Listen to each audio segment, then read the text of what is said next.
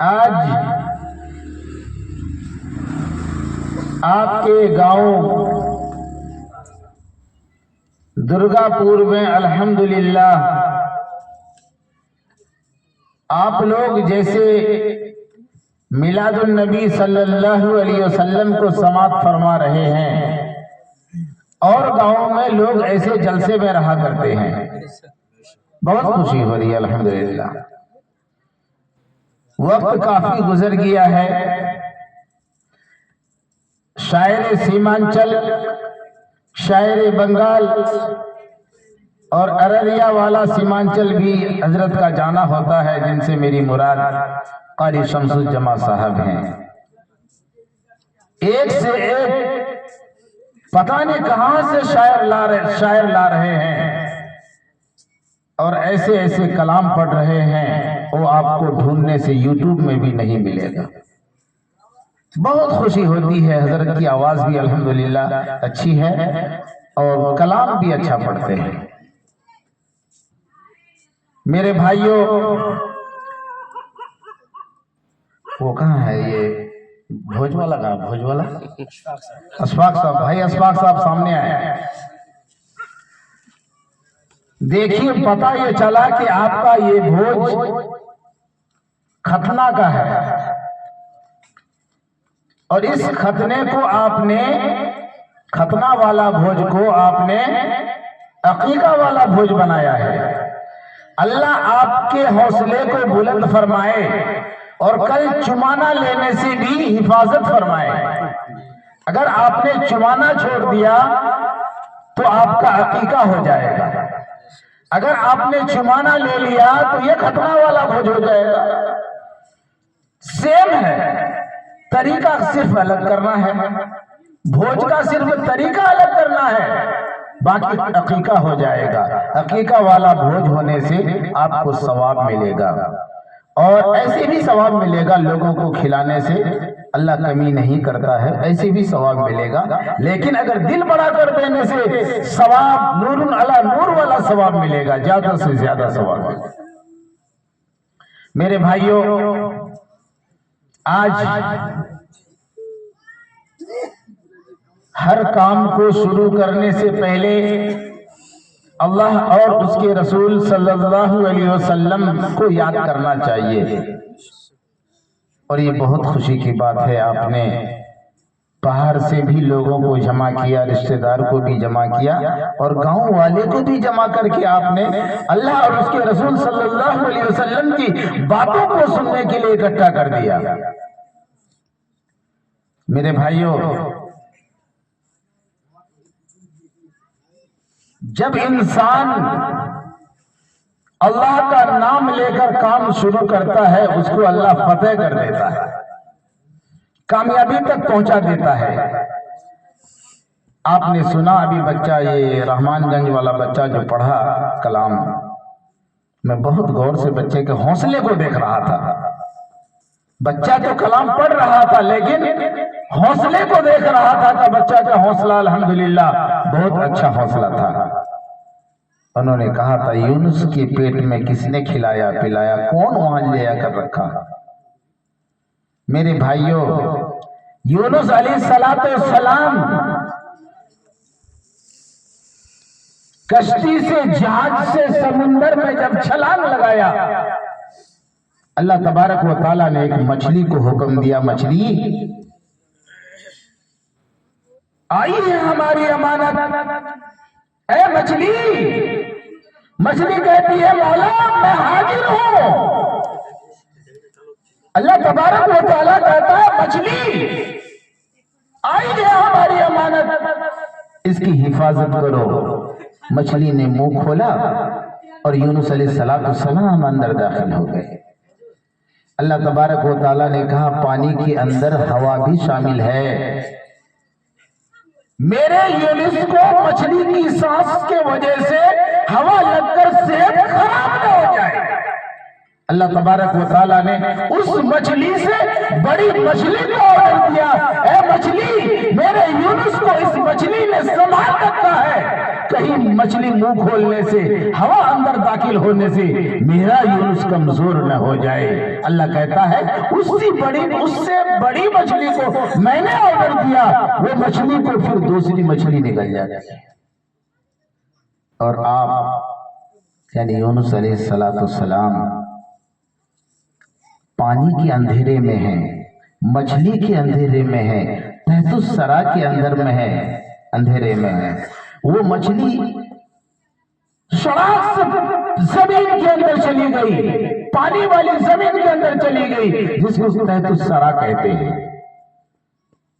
اللہ تبارک و تعالیٰ نے یونس علیہ السلام سنبھال کر رکھا ہے، حفاظت سے رکھا ہے۔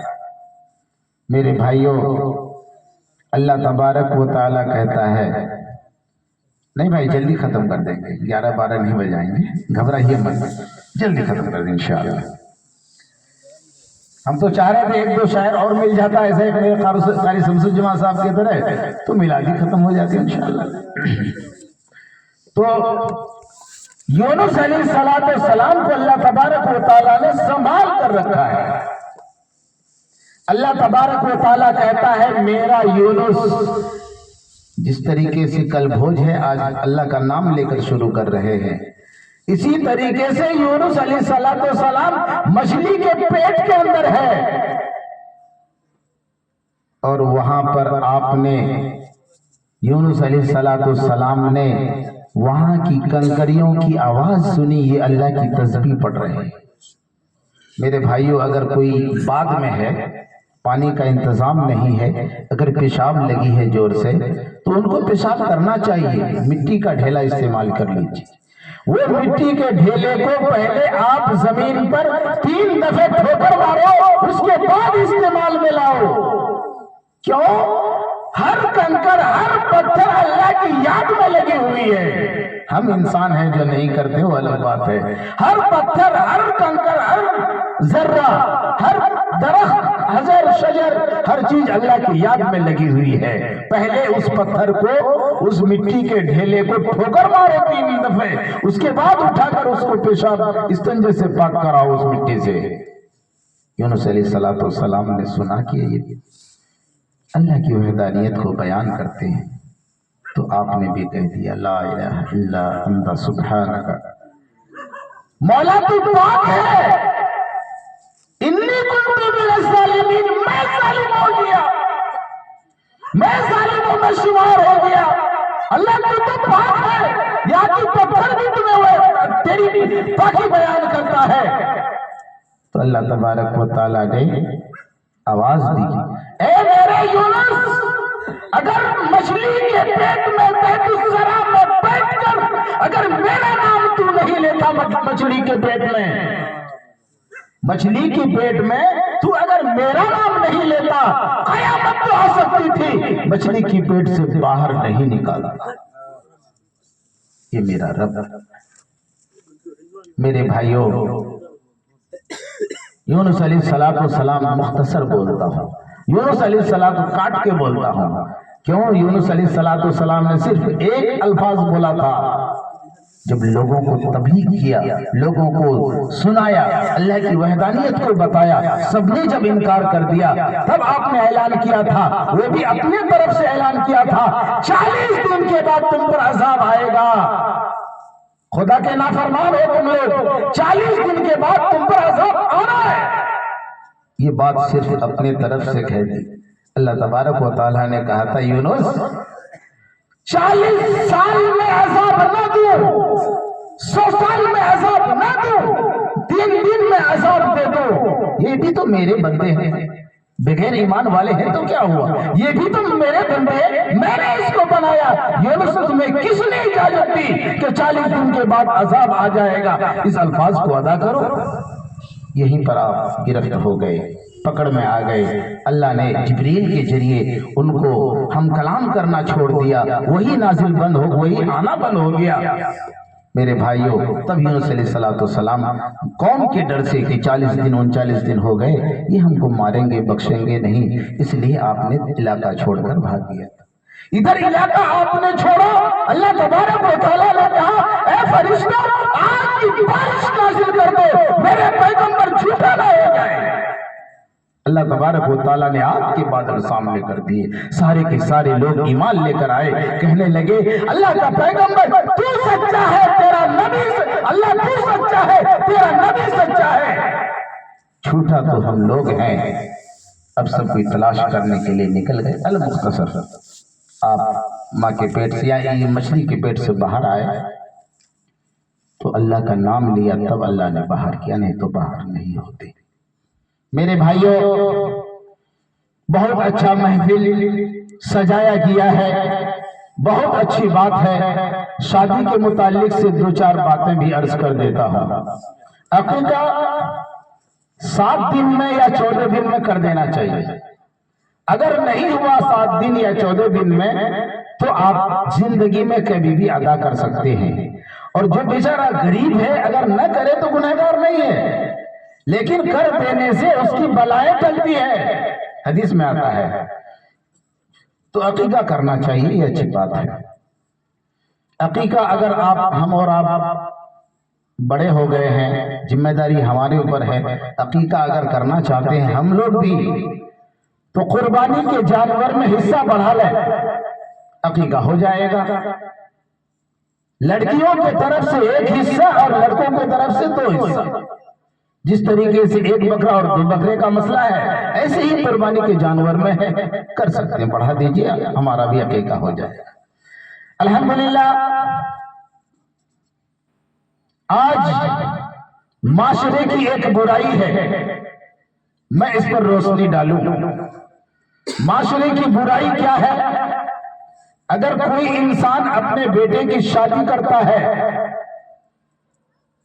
تو وہ اپنے بیٹے کی زندگی میں جب تک آگ نہ لگا دے اس کو چین نہیں آتا۔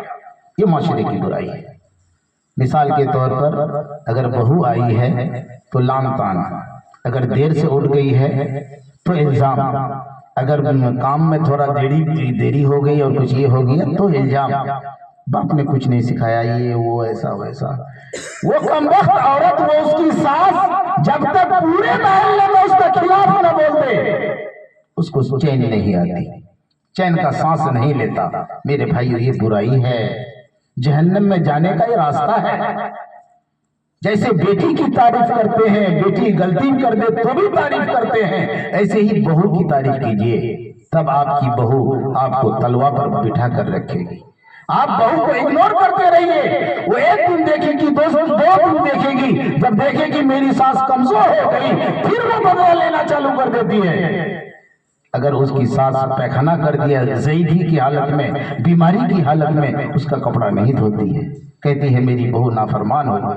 تم نے خراب کر دیا اپنی بہو کے گھر کو، تم نے خراب کر دیا اپنے بیٹے کے گھر کو، تم نے آگ لگا دیا اپنے ماحول کو۔ اگر تم چاہتے، اگر بیٹی کی طرح بہو کو بھی چاہتے، اگر وہ بہو خراب بھی ہوگی، ساس کو نہ بھی مانے گی، تو ایک نہ ایک دن وہ جھک جائے گی، کہے گی میری ساس تو ایسی ہے، ہم غلط ہیں، وہ پھر نارمل ہو جائے گی۔ اس لیے ہم کو چاہیے کہ ہماری بہو، ہمارا بیٹا ہمارے اندر میں رہے، یہ نہیں کہ اس پر قانون لاگو کر دو کہ تم کو مارکیٹ نہیں جانا ہے، سامان لے کر کے آؤ، وہ لے کر کے آؤ، 2 روپے کماتا ہے 5 روپے کا ڈیمانڈ کر دو، یہ گھر میں آگ لگانے کے برابر ہے، نفرت پیدا کرتا ہے ایسی ڈیمانڈ۔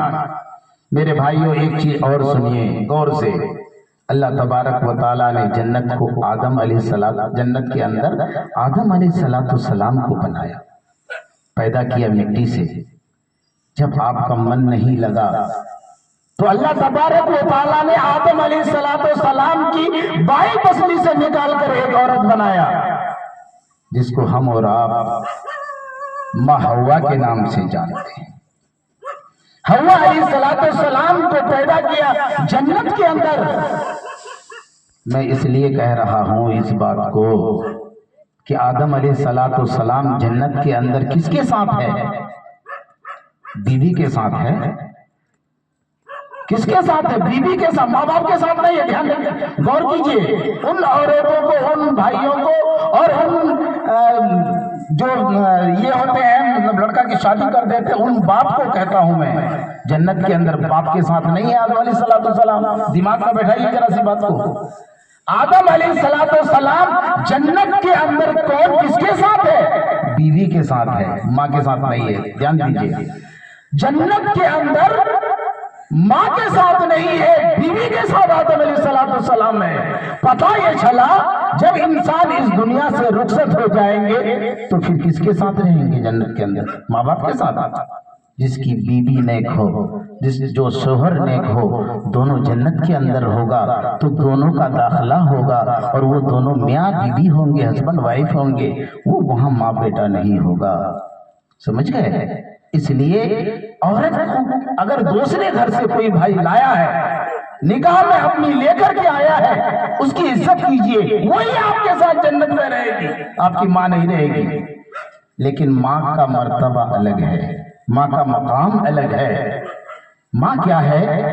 پوری کی پوری جنت ہے ماں. اسی کے اندر گھس کر بیوی کے ساتھ رہنا ہے. غور کیجئے اللہ نے کس کا مقام کیسا رکھا ہے. باپ جنت کا دروازہ ہے، چاروں طرف سے یہ نہیں، باؤنڈری نہیں ہے، پوری جنت ہے. اب دروازہ کھولیں گے، چھت کو سوراخ کر کے تو نہیں جائیں گے، دروازے سے گھسنا ہے جنت کے اندر. جب جنت کے اندر دروازے سے گھسنا ہے تو باپ کی بھی قدر کرنا ہے. باپ جنت کا دروازہ ہے، ماں پوری جنت ہے.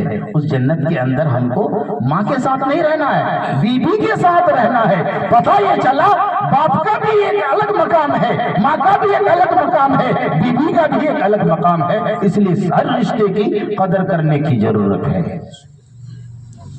سمجھ رہے ہیں بات کو؟ ماں عائشہ رضی اللہ تعالیٰ عنہ تشریف فرما ہے، حضرت فاطمہ رضی اللہ تعالیٰ عنہ بھی تشریف فرما ہے. دونوں میں بات ہو رہی ہے، باتیں چل رہی ہے. حضرت فاطمہ رضی اللہ تعالیٰ عنہ، آپ تو پیغمبر کی بیٹی ہیں. آپ نے کہا امی جان، ماں عائشہ سے کہتی ہے امی جان میں ایک پیغمبر کی بیٹی ہوں، آپ ایک صحابی کی بیٹی ہیں، ابو بکر صدیق کی بیٹی ہیں. امی جان مرتبے میں اعلیٰ ہوں کیونکہ میں پیغمبر کی بیٹی ہوں. آپ میری ماں ضرور ہیں لیکن آپ میری ماں ضرور ہیں لیکن آپ ایک صحابی کی بیٹی ہیں. جب دونوں میں باتیں چلی تو ماں عائشہ بڑی ذہین تھی. آقا نے فرمایا اگر عائشہ موجود نہ ہوتی، اگر عائشہ دین میں نہ ہوتی، اگر عائشہ دین کا حصہ نہیں ہوتا تو عورتوں کے مسائل عورتوں کو کون بتاتا ہے.